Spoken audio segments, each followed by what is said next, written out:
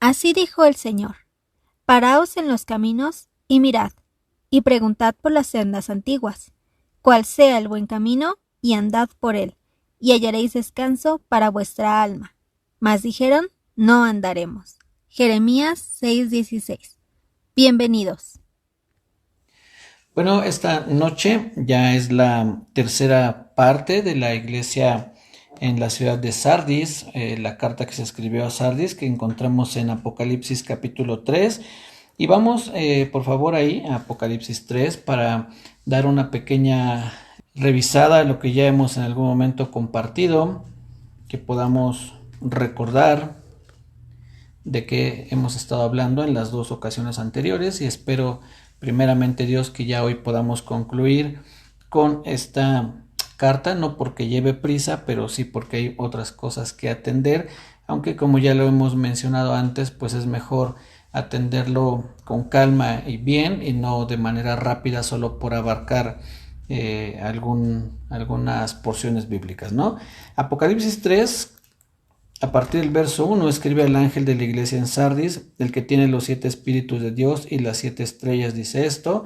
Hablábamos que los 7 espíritus de Dios es una representación o se entiende que está hablando acerca del Espíritu Santo. Las 7 estrellas lo explica el mismo Señor Jesucristo en el capítulo 2 o en el 1, donde le dice a Juan que las 7 estrellas son las 7 iglesias. Dice después: yo conozco tus obras. Sabemos que el Señor Jesús no necesita que nadie le cuente, pues Él mismo conoce todo lo que sucede. Y es importante mencionar también que lo conoce por medio de la obra del Espíritu Santo. Recuerden que vimos que en Ezequiel capítulo 4, cuando habla de ese candelero que menciona ahí, que entendíamos que es una especie también de referencia al Espíritu Santo, y que más adelante que dice que son los 7 ojos de Dios que recorren toda la tierra, y también entendemos que esa es una referencia al Espíritu Santo, esos 7 ojos o la perfección de la visión de Dios, la visión completa de Dios. Hemos mencionado que el 7 es una manera también de representar plenitud, perfección, totalidad. Entonces, cuando se habla de los 7 ojos de Dios, es que Él lo ve todo, lo ve de una manera perfecta, no lo ve distorsionado, no es que se imagine cosas por lo que ve. En Isaías, cuando está hablando acerca de una profecía acerca del Señor Jesucristo, dice que Él no juzgará por lo que vean sus ojos, ni arguirá por lo que oigan sus oídos. Arguir es como sacar conclusiones, ¿no? Muchas veces nosotros como seres humanos sí actuamos así. Vemos algo y juzgamos sin siquiera saber realmente qué es lo que está pasando, pero a veces vemos alguna situación y juzgamos con base en ello, o escuchamos algo que nos dicen y sacamos conclusiones, ¿no? Pero dice la Biblia que el Señor Jesús no iba a hacer así, sino que Él iba a juzgar con justicia y arguir con equidad a favor del necesitado. Entonces, esos 7 ojos que representan también la obra del Espíritu Santo, que todo lo ve, e incluso la Biblia dice que el Espíritu escudriña aún lo profundo de Dios. Entonces, si el Espíritu escudriña lo profundo de Dios, ¿cuánto más no va a escudriñar nuestras vidas y conocer lo que hay en cada uno de nosotros como individuos, pero también a nivel colectivo como iglesia? Entonces, este conocimiento que tenía el Señor Jesús de las iglesias, cuando dice yo conozco tus obras, es eso lo conoce por medio de la obra del Espíritu Santo. Además que el Señor Jesús también es omnisciente y es omnipresente y omnipotente. Me gusta muchísimo cómo se presenta el Señor Jesús aquí en Apocalipsis.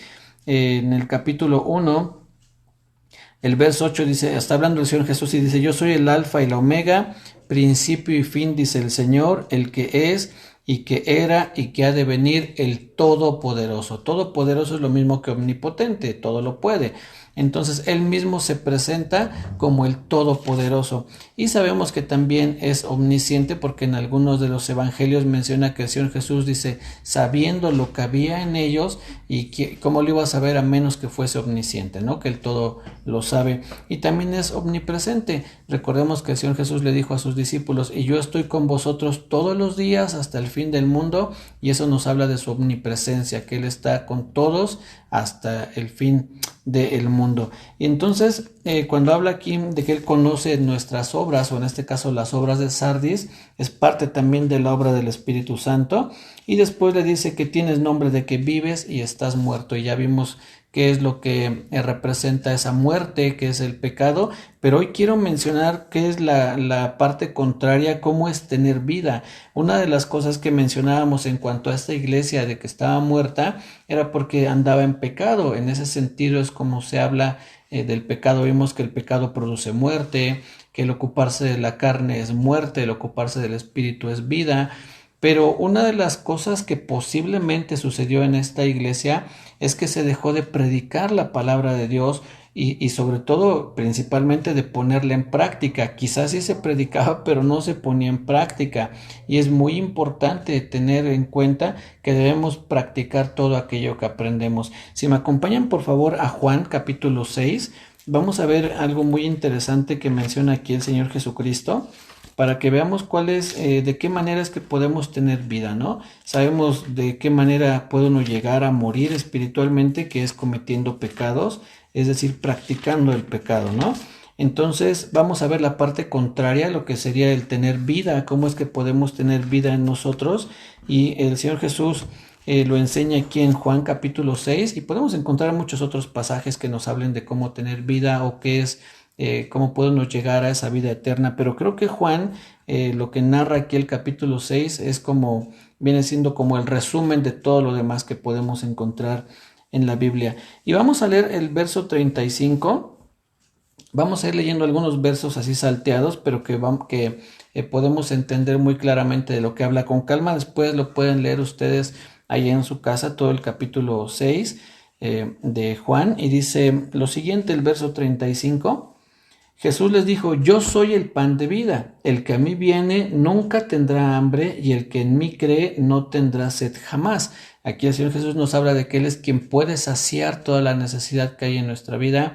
Hay gente que quizás esté en una aflicción, quizás se sienta mal, quizás esté atravesando una situación muy difícil de tristeza, de depresión, y pueden visitar a un psicólogo, incluso algún amigo que nos pueda escuchar en medio de esa necesidad, y por un momento nos sentimos bien cuando acudimos a un amigo y le contamos nuestros problemas. Puede ser que haya un desahogo en nuestra vida y estamos bien por un tiempo, pero después volvemos a tener necesidad, volvemos a sentirnos mal, vuelve la depresión.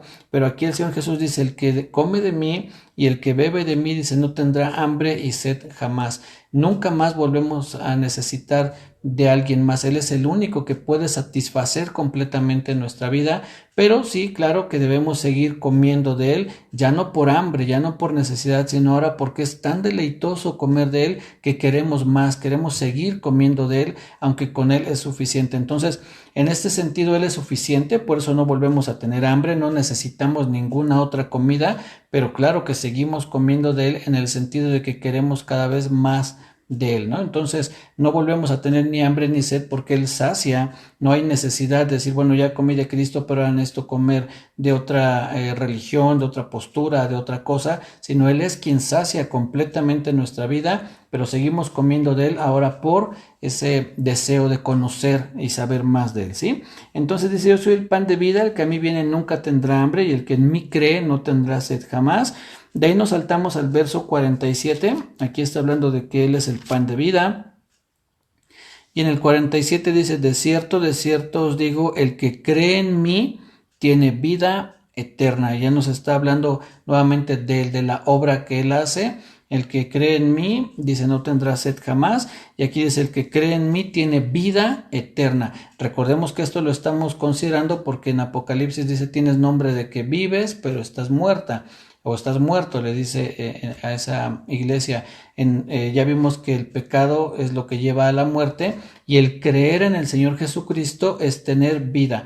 En otras ocasiones les he compartido también que aunque la Biblia no hay una... Es decir, puede traducir tanto fe como creer de una manera indistinta, ¿no? En este caso dice aquí en el verso 47, el que cree en mí tiene vida eterna. Creer, en otras palabras, es tener fe, y aunque puede utilizar la Biblia creer o tener fe, nosotros sí podemos y debemos hacer una distinción entre solamente creer y tener fe, aunque insisto, aquí dice creer y está bien, no es que esté mal lo que está diciendo, y mucho menos el Señor Jesús, es correcto lo que Él dice. Pero recordemos también que en Santiago la Biblia dice: ¿crees que Dios es uno? Bien haces. También los demonios creen y tiemblan. Entonces, para que nosotros podamos tener un acercamiento más preciso a lo que para nosotros representa creer, o en este caso tener fe, es que tener fe es vivir conforme a lo que creo. Los demonios creen en Dios, sí, pero no viven conforme a lo que creen. Ellos siguen haciendo de las suyas, no siguen haciendo sus fechorías.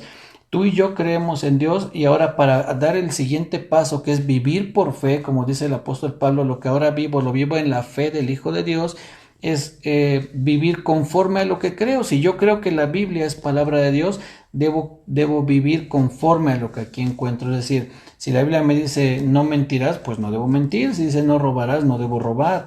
Si dice nunca se apartará de ti la verdad, pues tengo siempre que ser una persona veraz en lo que hablo. A eso me refiero con que nosotros debemos de vivir conforme a lo que creemos, ¿no? Entonces aquí el Señor Jesús dice, el que cree en mí tiene vida eterna. ¿Qué es entonces creer en el Señor Jesús? Que debemos de vivir conforme a lo que es el Señor Jesús, lo que representa Él. Él representó la justicia, la verdad, el sacrificio, el amor, la piedad, todo lo que podemos encontrar en la persona del Señor Jesucristo. Tú y yo también debemos de vivir conforme a ello. Después dice en el verso 48, yo soy el pan de vida. Vuelve a mencionar el Señor Jesús que Él es ese pan de vida, el pan que nos alimenta, el pan que trae vida a nuestra vida, pero no una vida natural, no una vida biológica, sino se está refiriendo a la vida eterna, a esa vida que tiene un peso eterno, ¿no? Después dice en el verso 63, el espíritu es el que da vida, dice el Señor Jesús, la carne para nada aprovecha. Las palabras que yo os he hablado son espíritu y son vida. Por eso es que en algún momento llegué como a esa reflexión de pensar que en esa iglesia que se decía que tenía nombre de que estaba viva, pero en realidad estaba muerta, es porque las palabras de Cristo no estaban ahí, porque aquí dice, las palabras que yo les hablo son vida. Y si nos olvidamos de la palabra de Dios, si nos olvidamos de la palabra del Señor Jesús, tanto de enseñarla como de practicarla, meditarla y todo lo que podemos hacer nosotros con la palabra de Dios, entonces corremos el riesgo de caer en pecado y como consecuencia pues estar en una muerte espiritual. Entonces, ¿de qué manera nosotros vamos a tener vida espiritual? Pues creyendo, obedeciendo las palabras de Dios, meditando en ellas. Dice en Colosenses 3:16, si no mal recuerdo, la palabra de Cristo more en abundancia en nosotros. Es sumamente importante que la palabra de Cristo siempre sea predicada en las iglesias, y no solo de Cristo, es decir, hemos estado aprendiendo también los martes que en toda la Biblia de alguna manera encontramos al Señor Jesús. Entonces, si pensamos en la palabra de Cristo o en la palabra que se centra en Cristo, pues desde Génesis hasta Apocalipsis encontramos de alguna manera algo que nos recuerde, que nos muestre, que nos de alguna manera prefigura al Señor Jesucristo siempre. Hasta ahorita todos los libros que hemos estudiado, que ya recién concluimos el libro de Ezequiel, vemos cómo en todos los libros hemos podido encontrar algo que nos recuerda o nos refiere o nos enseña algo acerca del Señor Jesucristo, ¿sí? Entonces, es bien importante que siempre la palabra sea predicada en las iglesias. Hoy en día hay iglesias, sobre todo si ustedes buscan en internet, van a ver cómo hay iglesias que parecen más conferencias de motivación personal que una prédica expositiva de la palabra. ¿Qué es una prédica expositiva? Es que tú tomes un pasaje de la Biblia y extraigas lo que ese pasaje dice y luego lo enseñes a las personas. Lo que en otros lugares se hace es una predicación impositiva. ¿Qué es impositiva? Que yo le meto mis ideas a la Biblia y hago que la Biblia diga lo que yo quiero decir, ¿no? Lo que yo pretendo que la Biblia diga. Entonces eso no está bien. Lo que debemos hacer es que nosotros extraigamos lo que dice un pasaje y entonces de eso hablemos. Eso es una predicación expositiva. Vemos que hay gente que predica de ideas, de buenas intenciones, de motivaciones, que tú tienes que mentalizarte y cosas así, y de repente agarran un pasaje y lo mencionan y entonces ya tiene la apariencia de una prédica cristiana, ¿no? O bíblica, pero no es así. Están metiendo sus ideas a la Biblia en vez de sacar las ideas que hay en la Biblia y metérnoslas nosotros en nuestra cabeza, ¿sí? Entonces eso es parte de esa predicación. Verso 63 dice, el espíritu es el que da vida, la carne para nada aprovecha. Las palabras que yo os he hablado son espíritu y son vida. Ahí está la clave para que en nosotros haya vida, tener la palabra de Cristo abundando en nosotros. Después ven lo que dice en el verso 66. Desde entonces muchos de sus discípulos volvieron atrás y ya no andaban con él. Dijo entonces Jesús a los 12: ¿Queréis acaso iros también vosotros? Le respondió Simón Pedro. Fíjense lo preciso que menciona aquí el apóstol Pedro. En el verso 68 dice: respondió Simón Pedro: Señor, ¿a quién iremos? Tú tienes palabras de vida eterna. En otras palabras, en nadie más vamos a poder encontrar palabras de vida eterna o palabras que nos lleven a la vida eterna. El apóstol dice: ¿a quién iremos? ¿A quién más podemos acudir si solamente tú tienes esas palabras de vida eterna? Y después vean lo que dice 69. Y nosotros hemos creído y conocemos que tú eres el Cristo, el Hijo del Dios viviente. En otras palabras, que tú eres el Mesías, el ungido, el enviado de Dios, el Hijo del Dios viviente. Pero es importante ver que el apóstol Pedro dice: nosotros hemos creído y conocemos, es decir, hemos creído. Yo puedo creer en algo que me digan, pero cuando dice y hemos conocido, es decir, de primera mano, hemos nosotros tenido un acercamiento, un contacto contigo, una relación contigo, y por eso conocemos. Hay una diferencia, por decir algo, entre saber el nombre de alguien y conocer a alguien. Yo puedo saber el nombre de alguno de ustedes, pero posiblemente no lo conozca. ¿A qué me refiero? A que no los conozco a profundidad. No sé si tienen algún gusto por un deporte, por alguna, no sé, arte como el cine o la pintura o algo así.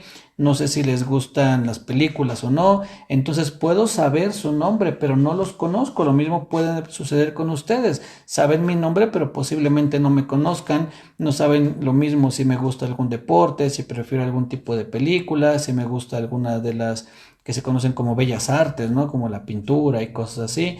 Entonces, en este caso el apóstol Pedro dice: hemos creído y conocemos, es decir, tenemos esa comunión contigo de sabemos, te hemos escuchado, hemos tenido una relación íntima contigo, de modo que dice: y conocemos que tú eres el Mesías.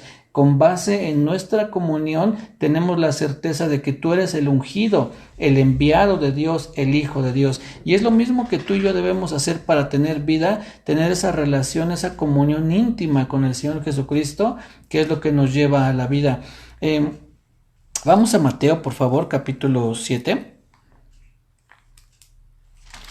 Acompáñenme a Mateo capítulo 7, por favor. Vamos a ver lo que sucede aquí con estos hombres que menciona el Señor Jesús. Mateo 7 es la conclusión de o donde termina el Señor Jesús de lo que se conoce como el Sermón del Monte o el Sermón de las Bienaventuranzas.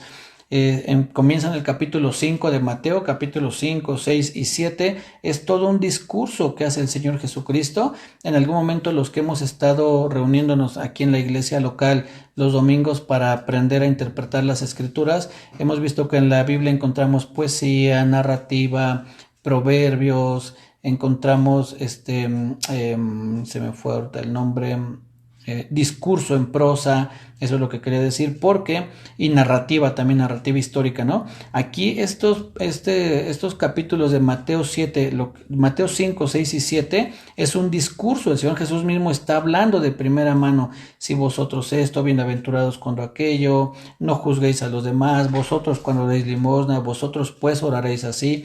Es el Señor Jesús dando un discurso.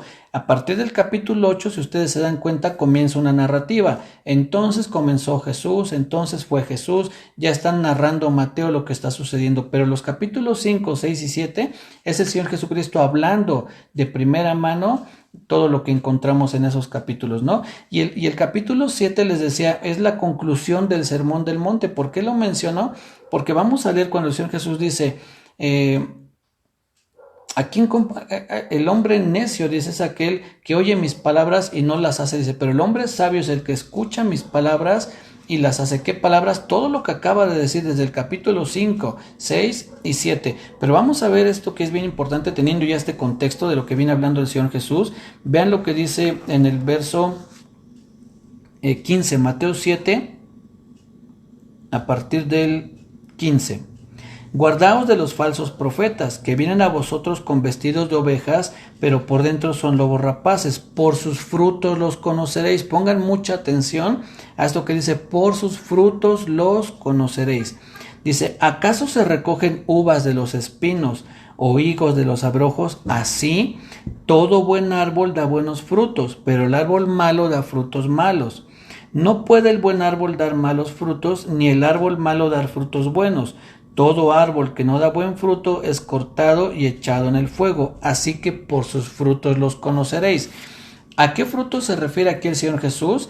Debemos de tener bien claro que no se refiere a las obras que yo hago externamente. ¿A qué me refiero? Que tal vez yo pueda orar por alguien y esa persona, si tiene alguna enfermedad, se sane, o tal vez que yo pueda dar una palabra a alguien, mira, en mi corazón está que te diga que no te preocupes, que el Señor tiene cuidado de lo que estás atravesando, que el Señor va a suplir para esa necesidad, y entonces tú digas, ah caray, sí, yo realmente tenía una necesidad y ahora esta palabra que tú me estás diciendo pues trae paz a mi vida, es decir, que yo pueda hablar por inspiración de Dios. No se refiere a esos frutos, no se refiere a los milagros que yo pueda hacer o que Dios pueda hacer a través de mí, no se refiere si puedo hablar en otras lenguas.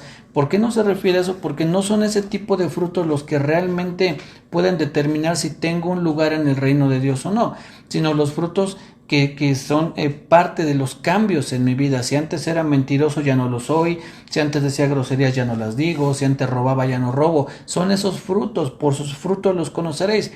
¿Por qué digo esto? Porque después el Señor Jesús, sin decir lo voy a explicar, lo explica, ¿no? Él nos explica a qué se refiere cuando está hablando de frutos, y eso comienza a decirlo en el verso 21. Ahí viene la explicación, a qué frutos se refiere. Dice verso 21, no todo el que me dice Señor, Señor, entrará en el reino de los cielos, sino el que hace la voluntad de mi Padre que está en los cielos. Esto es también lo que les he compartido, que no se trata de hacer una oración repitiendo, tú eres mi Señor y yo te reconozco como mi Señor, porque aquí muy claro lo dice, no todo el que me dice Señor, Señor, sino el que hace la voluntad de mi Padre.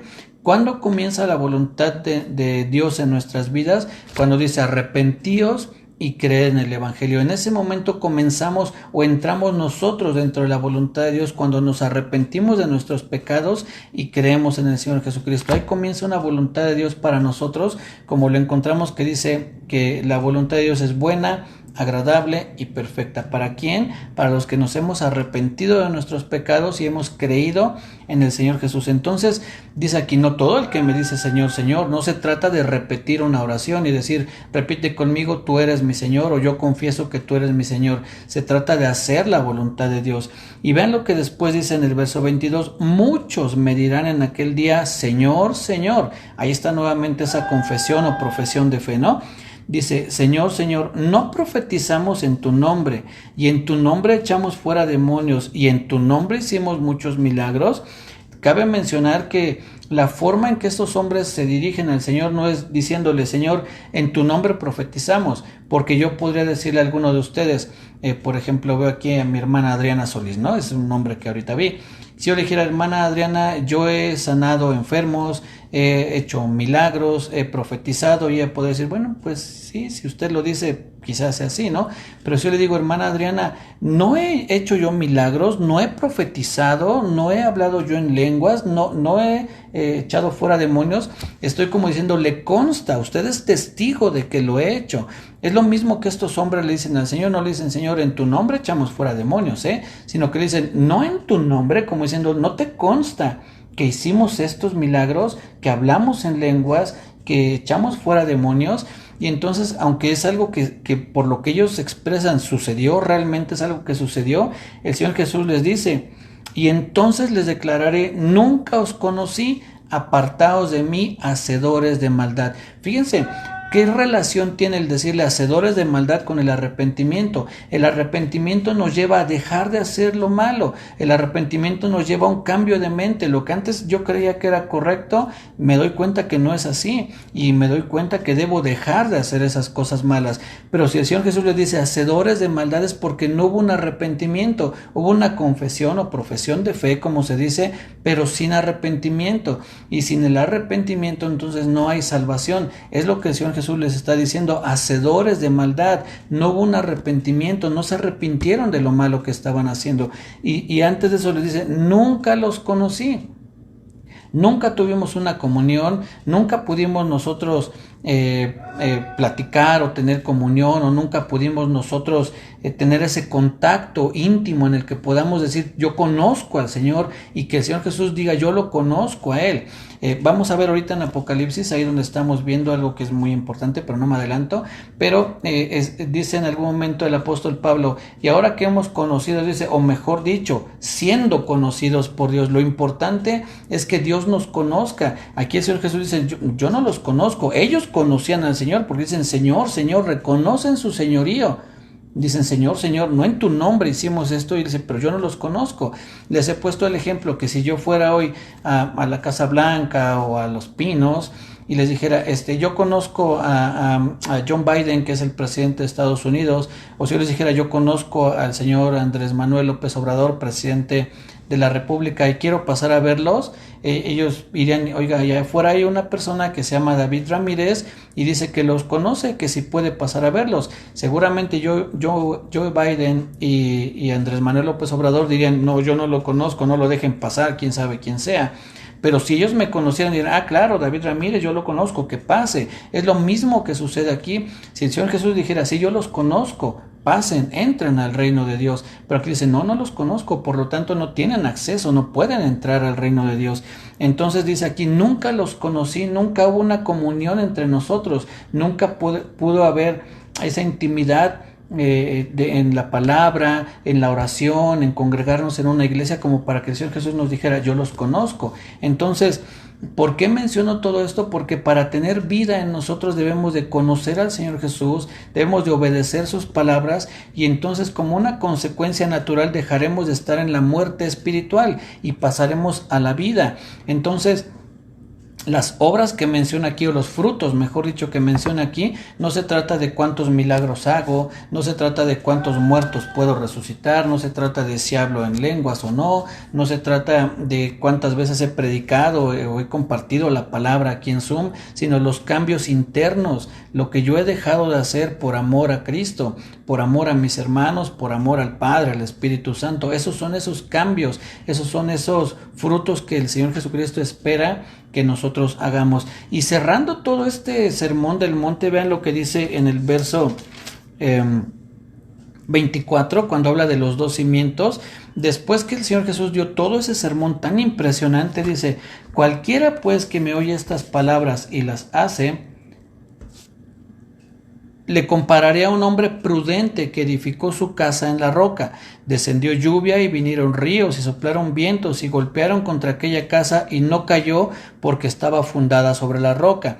Dice después, pero cualquiera que me oye estas palabras y no las hace, le compararé a un hombre insensato que edificó su casa sobre la arena, y descendió lluvia y vinieron ríos y soplaron vientos y dieron con ímpetu contra aquella casa, y cayó, y fue grande su ruina. Y cuando terminó Jesús estas palabras, la gente se admiraba de su doctrina, porque les enseñaba como quien tiene autoridad y no como los escribas. Entonces lo que el Señor Jesús aquí les enseñó es que les dice, todo lo que les acabo de hablar en este sermón tienen que ponerlo en práctica. No debe de quedarse aquí como un dato en nuestra mente, sino ser vida en nuestra vida. Regresemos rápidamente a Apocalipsis, por favor, porque ya tenemos poquito tiempo, y vamos a unir ahora todo lo que hemos estado considerando con lo último, la última parte de este mensaje a la iglesia en Sardis, ¿sí? Dice en el verso 2, sé vigilante y afirma las otras cosas que están para morir. Es decir, había obras que estaban haciendo que no estaban bien, porque después le dice el Señor Jesús, porque no he hallado tus obras perfectas delante de Dios, entendiendo que aquí en este caso las obras a las que se refiere son esas acciones que se llevaban a cabo como iglesia, ¿no?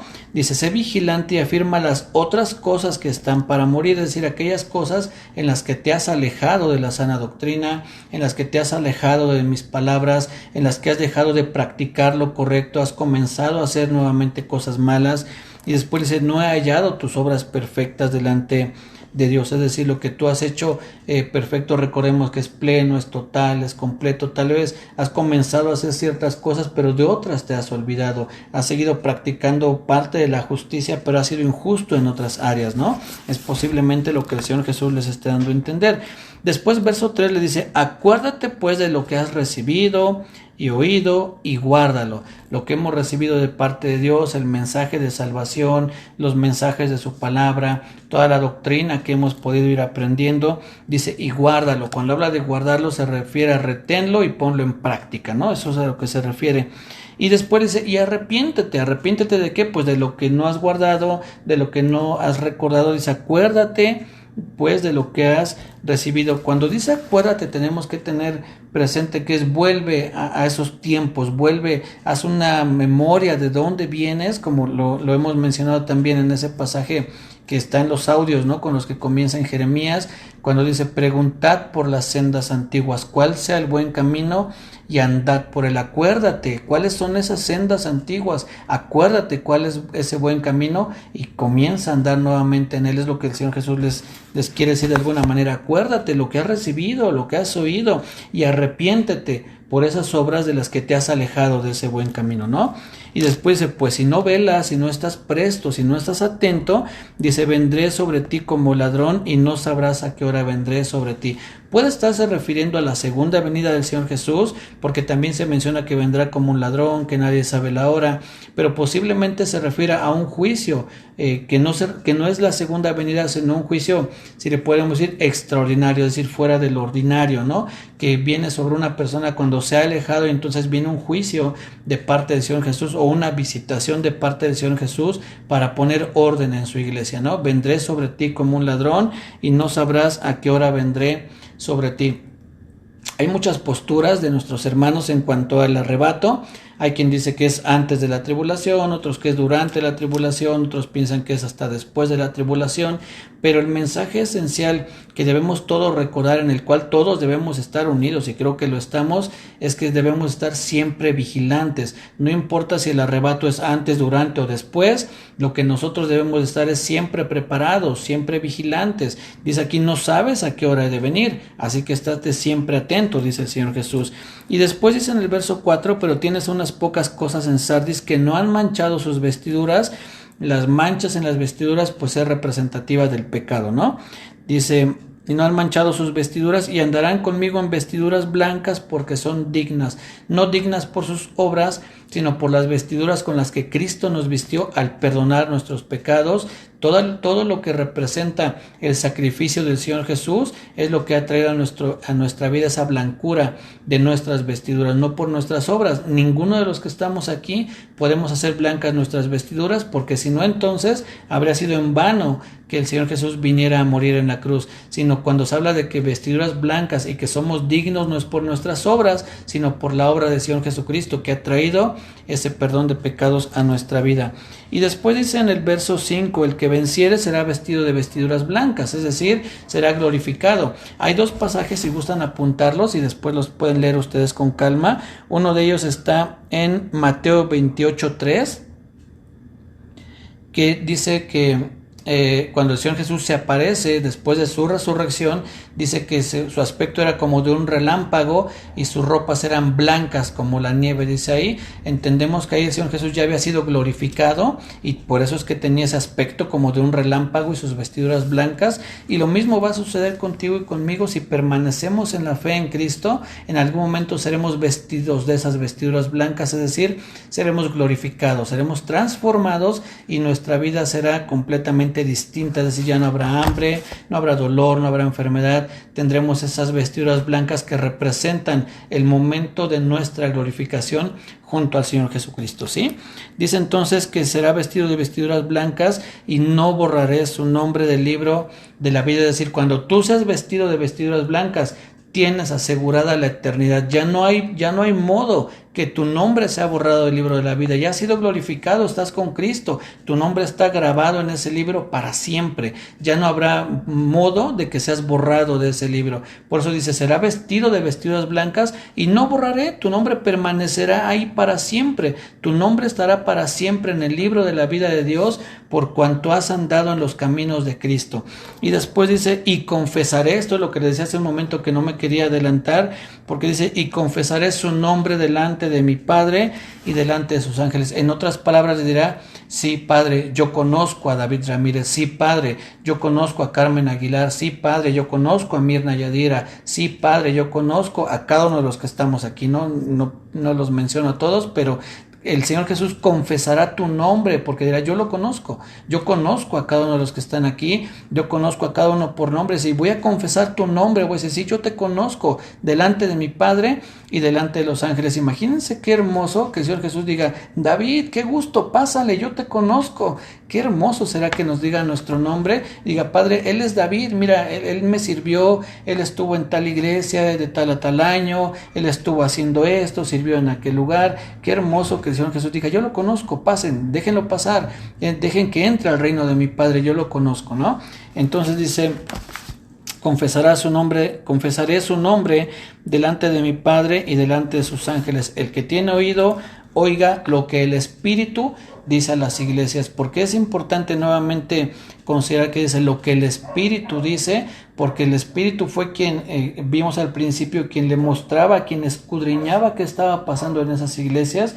Y el Señor Jesús dice, yo conozco lo que pasa aquí porque el Espíritu lo escudriña, y aunque el mensaje viene en boca del Señor Jesucristo, dice lo que el Espíritu dice, lo que el Espíritu está revelando, mostrando, escudriñando, lo que el Espíritu está inspirando a que sea escrito para que hoy tú y yo podamos conocer lo que está en la palabra de Dios. Así es que para que nosotros tengamos vida debemos de conocer la palabra de Dios, practicarla, enseñarla también y buscar siempre estar en contacto con la persona de nuestro Señor Jesucristo, y quien es ese enlace para que nosotros tengamos ese contacto es el Espíritu Santo. Él es quien nos une con el Señor Jesucristo. Dice que tenemos unión en un mismo espíritu, una misma fe, un bautismo, un Señor. Así es que en el vínculo perfecto que es el Espíritu Santo podemos estar unidos tú y yo con el Señor Jesucristo. ¿Cómo? Obedeciendo lo que dice su palabra. Ahí lo vamos a conocer, ahí vamos a tener vida eterna, y ahí es que tendremos en algún momento, como dice aquí, al que venciere. ¿Cuándo habremos vencido? Cuando seamos glorificados y nuestro nombre esté para siempre en el libro de la vida. Que Dios les bendiga, cuídense mucho, nos vemos el martes, primeramente Dios. Con esto concluimos la carta a Sardis y después estaremos estudiando la carta a Filadelfia. Dios les bendiga, que tengan un bendecido fin de semana. Les amo en el amor de Cristo. Esto fue Sendas Antiguas.